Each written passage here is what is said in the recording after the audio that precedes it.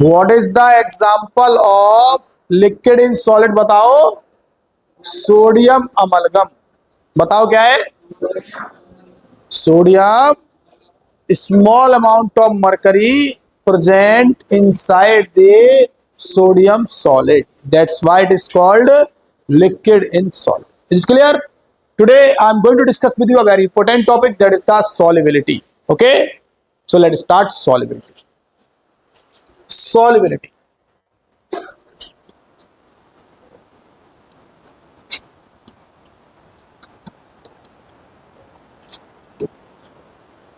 बच्चों, what is the meaning of solubility? The meaning of solubility is that the amount of solute that can be dissolved in the given amount of solvent, or the maximum amount of solute present in given solution. This is called solubility. Is it clear? क्या बोला मैंने बोला कि कितना salute का maximum amount किसी दिए गए सॉल्वेंट में घोला जा सकता है। वास्तव में सॉल्यूशन आज ही स्टार्ट हो रहा है। अभी तक तो 11th के मोलरिटी मोल फ्रैक्शन पढ़ा रहे थे, ठीक है ना। आज ऐसे मान लो आप पहली क्लास है सॉल्यूशन की ढंग से, है ना। अभी तक केवल इंट्रो क्लासेस हुई थी बस, ठीक है। तो सॉल्युबिलिटी का मतलब क्या हुआ कि सल्यूट का अमाउंट जो प्रेजेंट है दिए गए सॉल्वेंट में या दिए गए सॉल्यूशन में, उसे ही हम लोग क्या बोलते हैं? Solubility. Is it clear? My dear student, solubility जो है वो हमको 3 पार्ट में पढ़नी है। सॉलिड इन सॉलिड पढ़नी है, सॉलिड इन लिक्विड पढ़नी है, और साथ में पढ़नी है गैस इन लिक्विड। क्या पढ़नी है? Gas in liquid. Is it clear? तो इन सारी चीजें पढ़नी है। सॉलिड एंड लिक्विड घुलते हैं आराम से, ठीक है ना। सिमिलरली दूसरा गैस इन लिक्विड, है ना, गैस इन लिक्विड, और तीसरा सॉलिड इन लिक्विड। ये हमको पढ़ना है तीनों को, ठीक है ना। बेसिकली हम जो स्टार्टिंग करेंगे वो कहां से करेंगे? गैस इन लिक्विड से करेंगे। कहां से करेंगे सर? क्यों? क्योंकि इसका एक बड़ा पोर्शन हमारी किताब में दिया गया है, जिसको मतलब मेन उन्होंने मतलब इसको ही मतलब एलैबोरेट करने की कोशिश की। Is it clear? तो सबको समझ में आ गया? तो बताओ एक बार, what is solubility? Amount of solute that can be dissolved in given amount of solvent at constant temperature, at constant, और maximum amount of solute that is present inside the solution at given temperature is called solubility. Is it clear? Any doubt? No doubt. अब बच्चों इसमें एक छोटा सा हमारा concept रहता है, जो हमने कब पढ़ा था? जो हमने पढ़ा था 11th क्लास में, आयनिक जो हमारा चल रहा था। जब आयनिक ना, तो हमने आयनिक में पढ़ा था इसको, और इसको हम लोग मेजर करते हैं मोल पर लीटर में। आयनिक में हमने पढ़ा था सॉल्युबिलिटी प्रोडक्ट। थोड़ा ध्यान करो, सॉल्युबिलिटी प्रोडक्ट जिसे हम लोग केएसपी पे डिनोट करते थे। याद करो, याद आ रहा है ना? Ksp, solubility product. तो उसका एक क्वेश्चन जो है वो हमारी किताब में दिया गया 12th की। तो हम थोड़ा केएसपी को डिस्कस करते हुए सॉल्युबिलिटी को आगे बढ़ाते हैं, ठीक है ना। और फिर हम लोग चलते हैं solubility of gases and liquid पर। Is it clear? चलो स्टार्ट करते हैं। तो सॉल्युबिलिटी बताओ क्या है, बोलो फटाफट बोलो। Amount of solute that can be dissolved, बोलो बोलो बोलो, that can be dissolved in given amount of,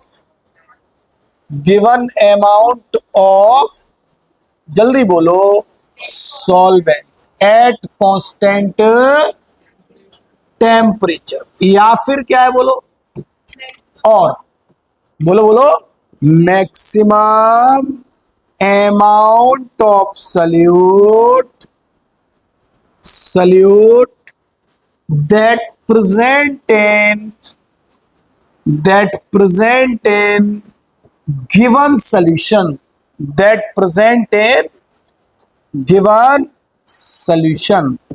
is called, बताओ क्या, जल्दी बोलो, is called solubility. Is called solve. Is it clear? कितना सल्यूट का अमाउंट प्रेजेंट है, या फिर मेरे बच्चे क्या हो जाए कि जितना सल्यूट का मैक्सिमम अमाउंट प्रेजेंस हो सकता है किसी सॉल्यूशन में। इन दोनों टर्म को बेटा हम लोग क्या बोलते हैं? सॉल्युबिलिटी। क्लियर? अब सॉल्युबिलिटी को हम लोग मेजर किसमें करते हैं?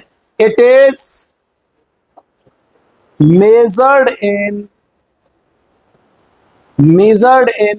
मोल पर लीटर। Is it clear? इसको हम लोग मेजर कर लेते हैं बेटा किसमें? मोल पर लीटर में। सबको तैयार हो गया, लर्न हो गया? तो बताओ एक बार, maximum amount of solute that can be dissolved in the given amount of solvent at constant temperature is called, या फिर maximum amount of solute, maximum amount of solute that present in the given solution at constant temperature is also called, बताओ what is the unit of solubility? मोल पर litre, मोल पर litre. Is it clear? Is it clear? सुनो vitamin के factors जो affect करते हैं solubility को, उनको सॉल्युबिलिटी के टाइप्स के साथ डिस्कस करूंगा, यहां पर डिस्कस नहीं कर रहा हूं। ओके, नेक्स्ट थिंग नोट कर लिया सभी ने? नोट कर लिया? चलो अब बच्चे हम शुरू करते हैं solubility product. Solubility product, sir इसे पढ़ने की क्या जरूरत है? सॉल्युबिलिटी प्रोडक्ट को बेटा यही डिटरमाइन करता है कोई कितना सॉल्युबल होगा, कोई कितना सॉल्युबल होगा। जिसका सॉल्युबिलिटी प्रोडक्ट ज्यादा उसकी सॉल्युबिलिटी सॉल्यूट की ज्यादा। क्लियर है ना? होता क्या है सॉल्युबिलिटी प्रोडक्ट? देखिए ध्यान से बेटा, सॉल्युबिलिटी प्रोडक्ट का मतलब होता है it is the product, it is the product. नाम के ही आगे प्रोडक्ट बेटा, तो प्रोडक्ट तो लगाना ही पड़ेगा। It is the product of molar concentration, molar concentration और solubility of ions and stoichiometric coefficient, stoichiometric coefficient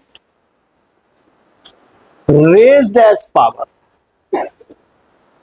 stoichiometric coefficient raised as power. जो हमारे स्टोशियोमेट्रिक कॉफिशिएंट है इनको पावर के फॉर्म में रेज कर देते हैं। जरा बेटा एग्जांपल देखना दो चार। This is the NaCl aqueous, gives out Na positive plus Cl negative. मैं मान लेता हूं कि भाई इसकी सॉल्युबिलिटी भी ऐसे और इसकी सॉल्युबिलिटी भी ऐसे।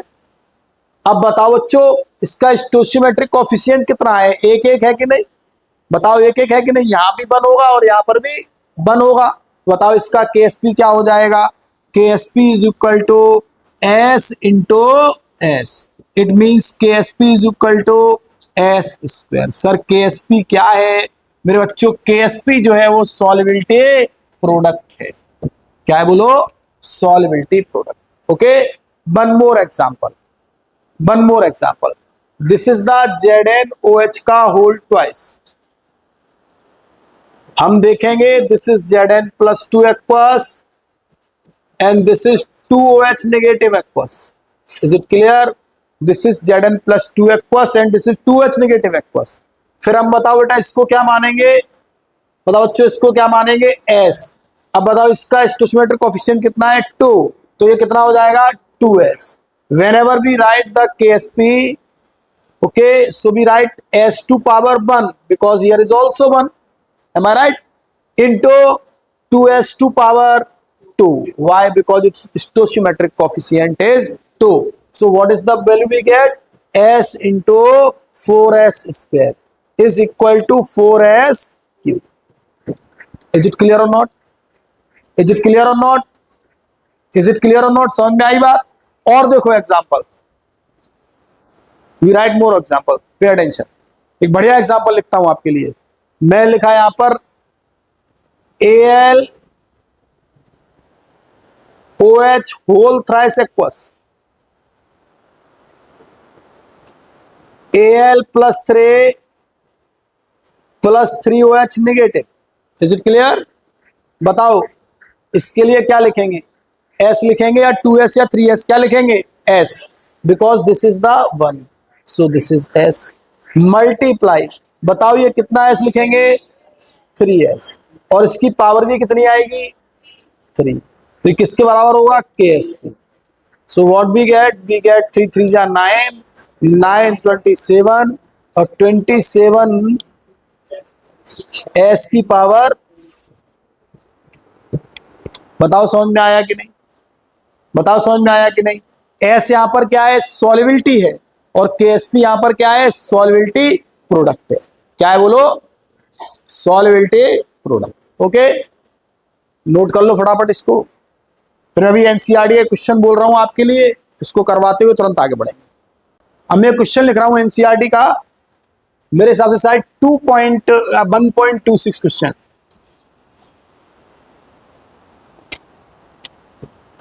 क्वेश्चन कहता है find out the solubility of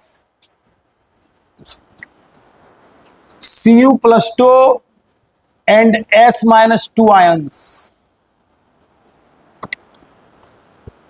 if their solubility product is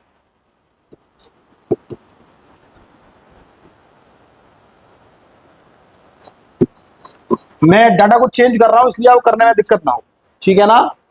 1.6 into 10⁻⁻11, 1.6 into 10⁻⁻11. How many students have tendency to calculate it?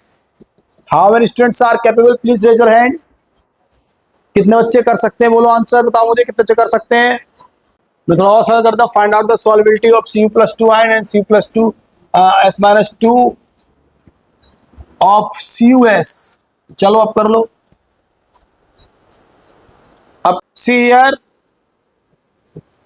we write here CuS aqueous, what we get? Cu+2 plus S-2. So we write here it is the S, it is also S. So KSP is equal to S square. What is the value of KSP? This is the 1.6 into 10⁻⁻11 S square. S is equal to root, we can write here 16 into 10⁻⁻12. 16 into 10⁻⁻12. So our answer is 4 into 10⁻⁻6 mole per liter. Is there any doubt? अब बच्चों हम लोग जो next topic discuss कर रहे हैं ना, वो टॉपिक बहुत शानदार और एक अमेजिंग टॉपिक की ओर हम बढ़ रहे हैं, जिसके पेपर में आने की प्रबल संभावनाएं रहती है ना, जिसको हम लोग पेपर में बहुत अच्छे से देखते हैं, मतलब one of the most important topic of solution.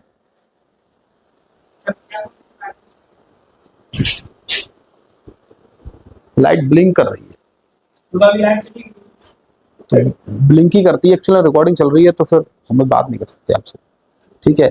आप नीचे आदर्श को बुला लो, ठीक है? हाँ, तो हम लोग डिस्कस कर रहे हैं बहुत एक अच्छे कंसेप्ट को, और इस कंसेप्ट में क्या है? Solubility of gas in liquid.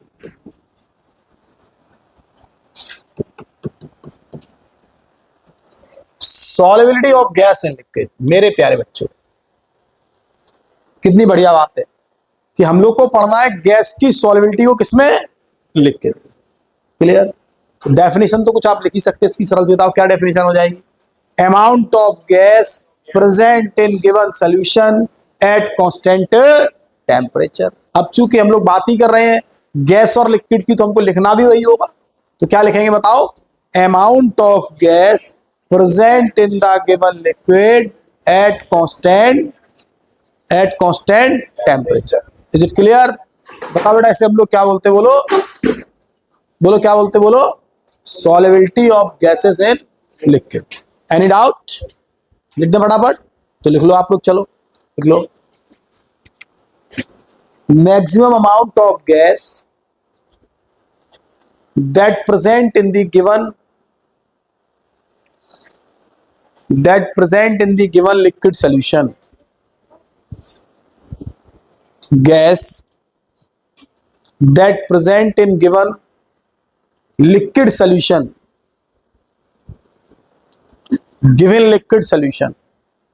at constant temperature. ठीक है, इज कॉल्ड, डेट कर लो, solubility of gases and liquids. Clear? Now factors affecting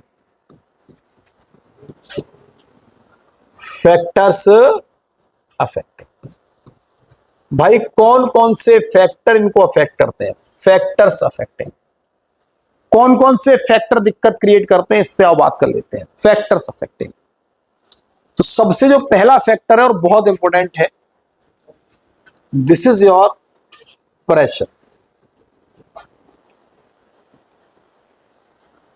ठीक बच्चों, क्लियर? अच्छा मुझे एक बात बताओ यार, क्या हम कोल्ड ड्रिंक कभी घर पे बना सकते हैं? क्यों?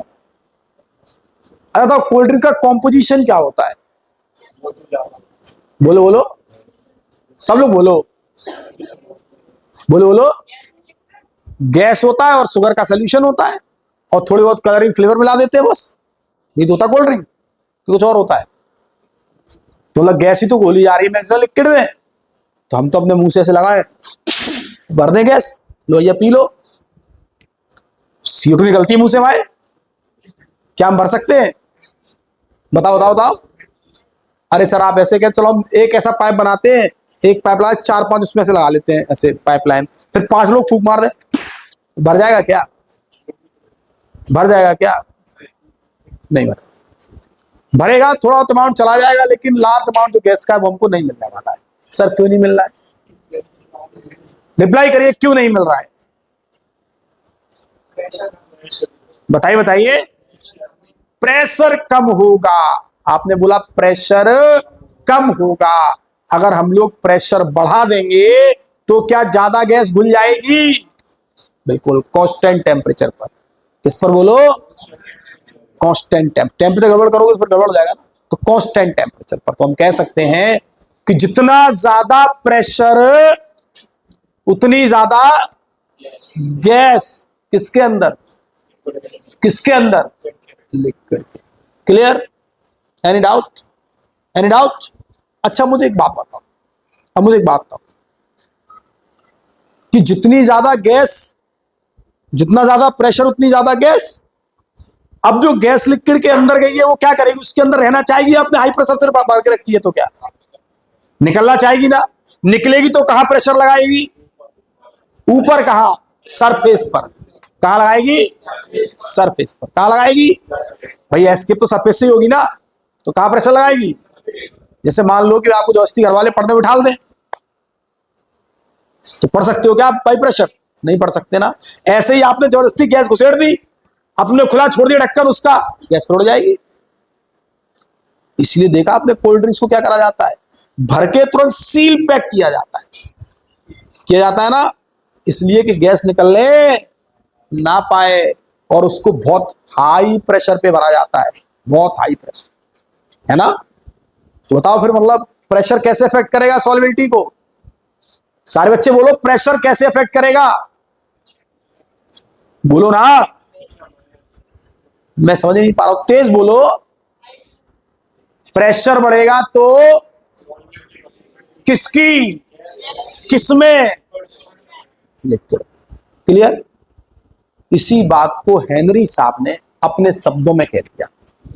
एक साइंटिस्ट हुए जिनका नाम था हेनरी, उन्होंने इस बात को अपने शब्दों में कह दिया और उस लॉ का नाम पड़ गया हेनरीज। तो हम लोग किधर मूव कर रहे हैं अब? हेनरी लॉ की तरफ। तो एक सेंटेंस लिख देता हूं छोटा सा, बताओ क्या लिख दूं? ऑन इंक्रीजिंग द प्रेशर, बताओ क्या होगा? जल्दी बोलो, बोलते नहीं हो यार। ऑन इंक्रीजिंग द प्रेशर, बोलो, solubility of gas solubility of gas in liquid increases. बताओ कब? Eight constant temperature. बताओ समझ में आया कि नहीं आया? बोलो। On increasing the pressure solubility of gas in liquid increases at constant temperature. Clear? It can be best explained by, बताओ किसके द्वारा? explained by Henry's law. Henry's law. Henry's law. Clear? इसको अपन अच्छे से एक्सप्लेन करेंगे किसके साथ? हेनरी के लॉ के साथ। क्लियर? नोट कर लिया सभी ने? नोट कर लिया सभी ने? जल्दी नोट कर लो, फटाफट आगे बढ़ते हैं और हम पढ़ते हैं हेनरीज लॉ। हेनरी बेटा आपने दो स्टेटमेंट दी। एक स्टेटमेंट इनका पुराना था, और दूसरा स्टेटमेंट मॉडर्न चल रहा है आज तक। ठीक है, हम लोग दोनों स्टेटमेंट को पढ़ते हैं बढ़िया से। एक प्रैक्टिकल करते हैं, चलो कि एक्सपेरिमेंट करते हैं, एक्टिविटी करते हैं, उसके बाद इसके लॉ को पढ़ते हैं। ठीक है, फॉरवर्ड कर दो इसको। चलो, तो Henrys law.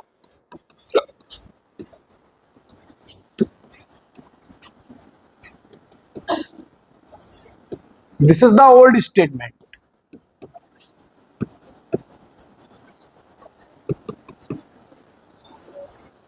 This is the old statement. Clear? आओ देखते हैं एक्टिविटी के साथ।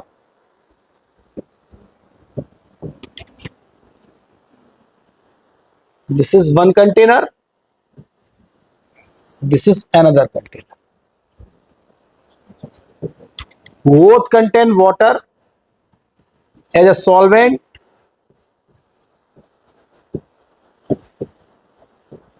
Water as solvent. Here also water is solvent. Same amount of water.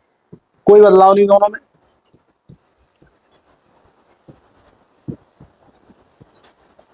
It is 2 liter. It is also 2 liter. Is it clear? Gas का amount भी यहां पर same. These are the gaseous molecules. Similarly, here also the gaseous molecules. Same amount of gas. Clear? अगर मुंह से बाहर निकलेगी ना तो क्लास से बाहर कर देंगे। Must remember that. ये घुसरू बंद हो जाए बिल्कुल भी। अब क्या करेंगे हम लोग? हम इसके ऊपर एक फ्रिक्शन लेस पिस्टन को फिट करेंगे। एक पिस्टन ये रही हमारी। This is the one piston and this is the another piston. अब इस पिस्टन पे जो हमने वेट रखा है ना, वो वेट रखा है 5 kg, और इस पिस्टन पे जो वेट रखा है वो रखा है 10 kg। मैं आपसे पूछना चाहता हूं कि बताओ कौन सी गैस जो है इन दोनों में से वो ज्यादा सॉल्यूबल हो पाएगी? Reply 10 kg। कौन सी वाली? 10 kg। इज इट क्लियर और नॉट? इज इट क्लियर और नॉट? तो अब बताइए मुझे, जब गैस इसके अंदर ज्यादा होगी तो प्रेशर किसके अंदर ज्यादा लग रहा होगा? इसके अंदर या इसके अंदर? इसके अंदर। गैस कहां ज्यादा प्रेशर एक्सर्ट कर रही होगी? इसके अंदर। इज इट क्लियर और नॉट? तो बस यही तो लॉ है इनका। इन्होंने कह दिया कि मास ऑफ गैस या partial pressure of gas over the solution is directly proportional to its mass. Directly proportional to its, जो गैस प्रेशर लगा रही है, जो गैस प्रेशर लगा रही है, वो जो प्रेशर लगेगा वो डायरेक्टली प्रोपोर्शनल किसके होगा? गैस के मास के डायरेक्टली प्रोपोर्शनल होगा। बताओ किसके डायरेक्टली प्रोपोर्शनल होगा? बोलो गैस के मास के डायरेक्टली प्रोपोर्शनल होगा। बताओ किसके होगा? बोलो गैस के मास के डायरेक्टली प्रोपोर्शनल होगा। इज इट क्लियर और नॉट? बताओ किसके डायरेक्टली प्रोपोर्शनल होगा? गैस के मास के डायरेक्टली प्रोपोर्शनल। जितना ज्यादा गैस का मास होगा उतना ही ज्यादा क्या होगा? प्रेशर एक्सर्ट हो रहा होगा सॉल्यूशन के अंदर गैस का। इज इट क्लियर और नॉट? तो लिख दिया जाए सेंटेंस। बोलो बोलो, तो क्या लिख दिया बताओ? लिख देते हैं कि partial pressure of gas,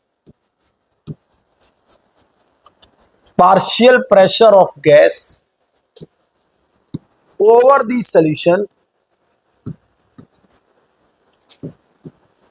is directly proportional to its mass. Directly proportional to its mass. जितनी ज्यादा गैस उतना ज्यादा पार्शियल प्रेशर, यानी मास और पार्शियल प्रेशर दोनों एक दूसरे के कैसे हैं? डायरेक्टली प्रोपोर्शनल है। We can write here P is directly proportional to small m, so P is equal to K into m। What is the P? Partial pressure of gas. What is the m? Mass of the gas inside the solution. Is it clear not? Sir आपने इसको पढ़ाया क्यों जब यार इसका कोई काम नहीं? हाँ काम है सर। कैसे काम है? इसका एक सवाल दिया गया एनसीईआरटी में, 1.12 क्वेश्चन नंबर है ना, एनसीईआरटी में दिया गया है। मैं इसको कर रहा हूं उसी के साथ। समझ गए ना? बताओ क्या समझाया गया आपको पहले लॉ में? Partial pressure of gas over the solution because gas want to escape. जब जबरदस्ती घुसेड़ रहे तो उसका निकलना चाहती है, वो निकलना चाहती है ना। तो पार्शियल प्रेशर ऑफ गैस कहां पर? कहां पर? Over the surface is directly proportional to किसका मास? किसका मास? तो बताओ पी क्या है? किसका? किसका? एम क्या है? किसका? के प्रोपोर्शनलिटी कांस्टेंट।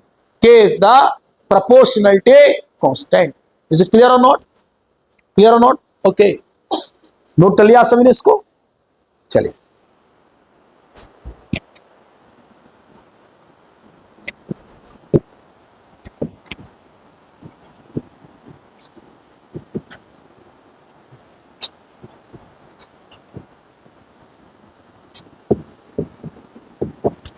आपसे नोट कर लीजिएगा।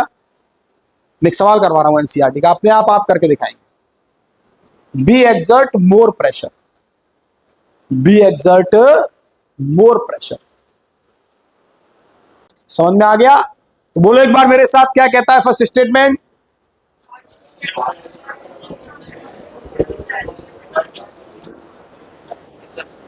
फिर बोलो एक बार।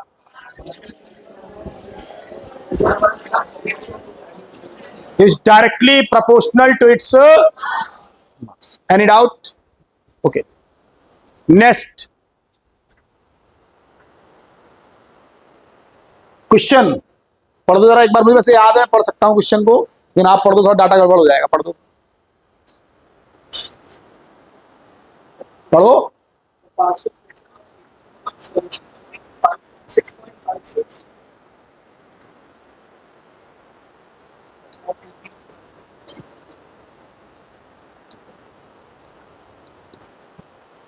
बोलो बोलो बोलो।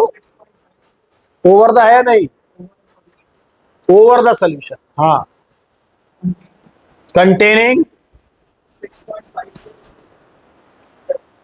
6.56 into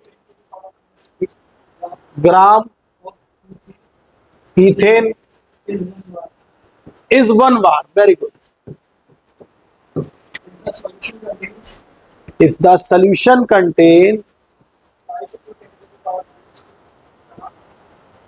5 into 10 to the power minus 2 gram of ethane, क्या बात है, then what shall be the partial pressure? What shall be the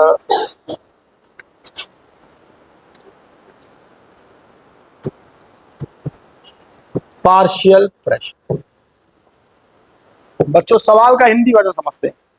सवाल कह रहा है आपसे कि पार्शियल प्रेशर जो इथेन का है सोल्यूशन के ऊपर वो कितना है, 6.56 into 10⁻³ gram. Is it clear? वो जब इतनी गैस इतने ग्राम है तो प्रेशर कितना है, 1 बार है, मतलब 1 बार प्रेशर पर इतनी गैस सोल्यूशन के अंदर भरी हुई है। कह रहा है कि अगर आपको बेटा गैस का अमाउंट इतना कर दिया जाए तो जरा बताओ उस समय प्रेशर कितना रहा होगा। अभी आपने फॉर्मूला लिखाया नहीं, क्या लिखा, P1/P2, सॉरी मैं जल्दी कर रहा हूं ना, P is directly proportional to M, so P1/P2 is equal to M1/M2। मेरे प्यारे बच्चों जब 1 बार होता है तब आपको बेटा कितना दिया जाता है, 6.56 इंटू 10⁻³ आपसे कह रहा है कि कितना हो जाएगा, x हो जाएगा, जब प्रेशर मास कितना हो जाएगा, 5 इंटू 10⁻²। तो 1/x इज इक्वल टू 5 बन जा 5, 5 2 जा 10, 5 3 जा 15, 1.23 into 10⁻⁻1। Clear? So x is equal to 1/1.23 into 10⁻10/1.23, 1000/123। Okay, calculation गलत हो गई 1 को, अच्छा कोई इशू नहीं है, उससे सही हो जाएगा, छोटी बात है तो बैलेंस कर लो साहब। This is 1.3 into 10⁻⁻1, so 1.3 1 upon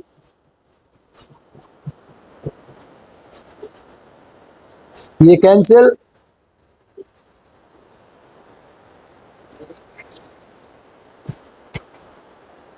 this is 1/0.13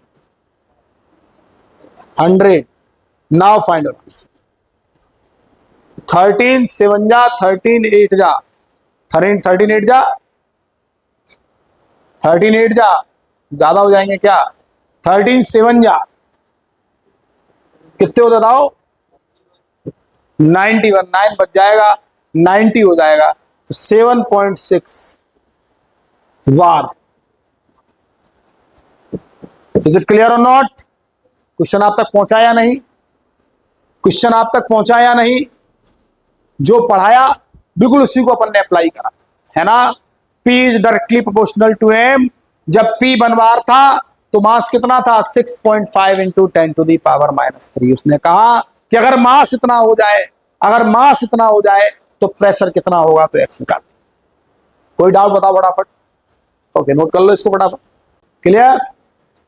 अब बच्चों जब थोड़ा डिस्कवरी हो गई मोल ओल की, तो इन्होंने सोचा चलो अपने स्टेटमेंट को थोड़ा चेंज कर देते हैं, और इन्होंने अपने स्टेटमेंट को थोड़ा सा चेंज किया। उस चेंज में इन्होंने क्या किया जरा समझो।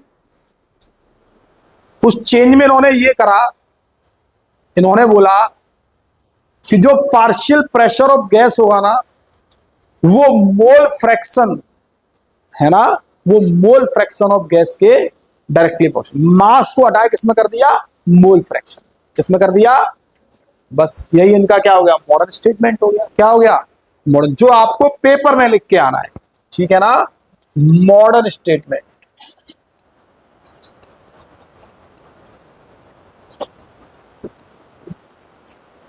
कहता है मॉडर्न स्टेटमेंट बच्चों, partial pressure of a gas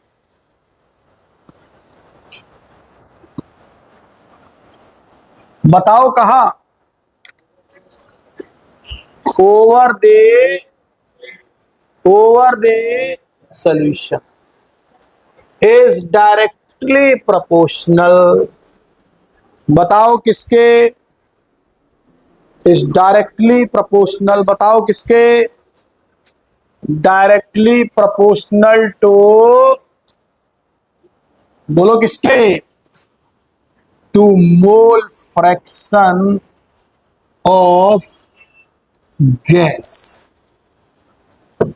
is it clear? Mole fraction of gas. चलो हम मान लेते हैं partial pressure of gas. Partial pressure of gas जो है वो हमारा स्मॉल पी है। तो क्या है?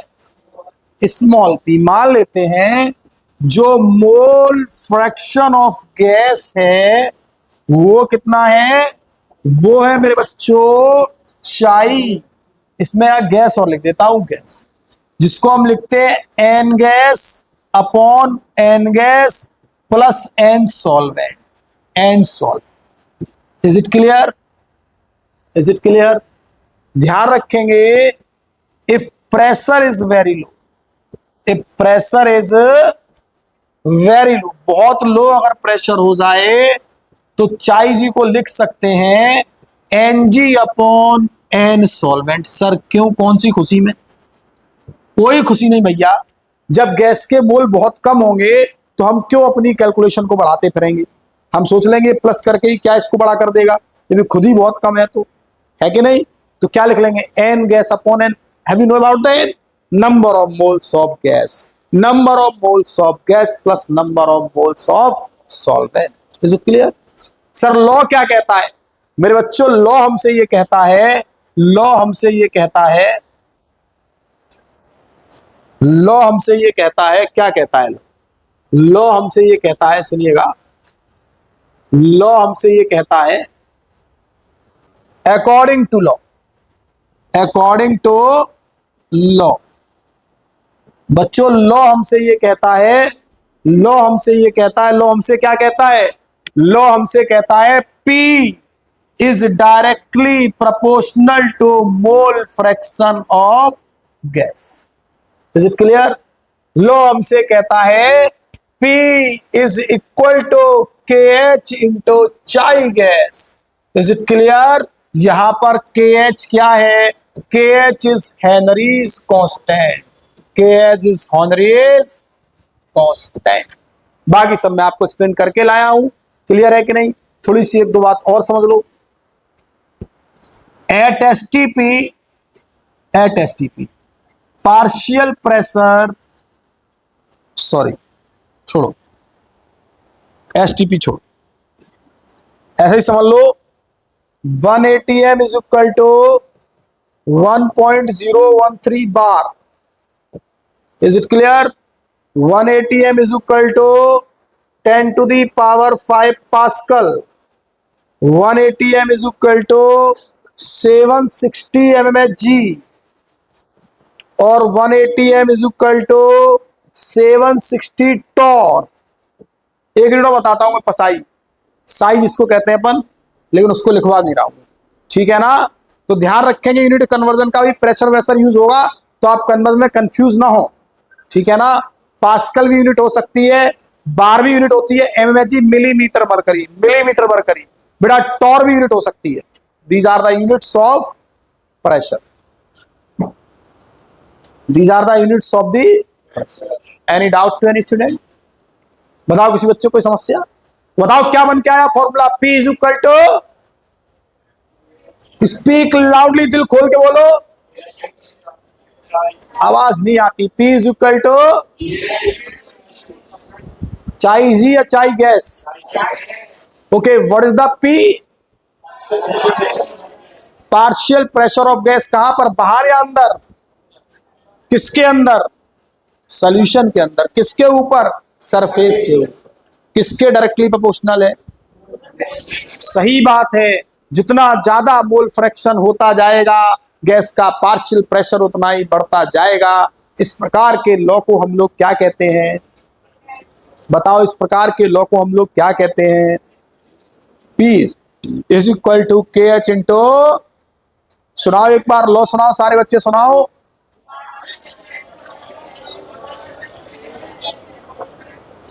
मोल fraction at constant temperature, at constant, वैसे तो ये अंडरस्टूड है, एट कांस्टेंट टेम्परेचर। बताओ फॉर्मूला क्या निकल के आया? P is equal to KH into चाहे, बता दो P क्या है? बोलो पी क्या है, बताओ पी क्या है, क्लियर है ना?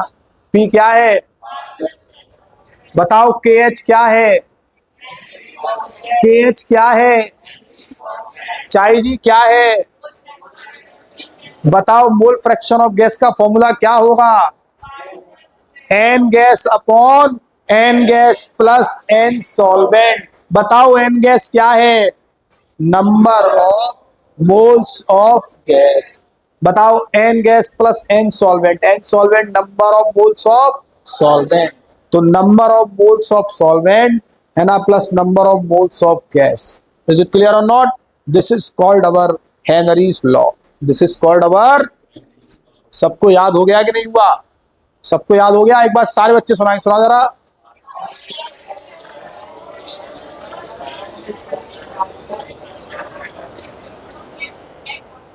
Very good. एट कांस्टेंट, बताओ इसका फॉर्मूला, चाई गैस। बताओ 1 एटीएम में कितने बार होते हैं, बताओ कितने पास्कल होते हैं, बताओ कितने एमएचजी होते हैं, बताओ कितने टॉर होते हैं। तो अब यूनिट का कंफ्यूजन तो नहीं हो, बोलो कंफ्यूजन तो नहीं होगा। तो ये हमने हेनरी लॉ कंप्लीट किया। आएगा टॉपिक हम लोग कल कंटिन्यू करेंगे, बिकॉज बीच में छोड़ना ठीक नहीं रहेगा उसको, ठीक है ना? कल इसके आगे बढ़ते हैं।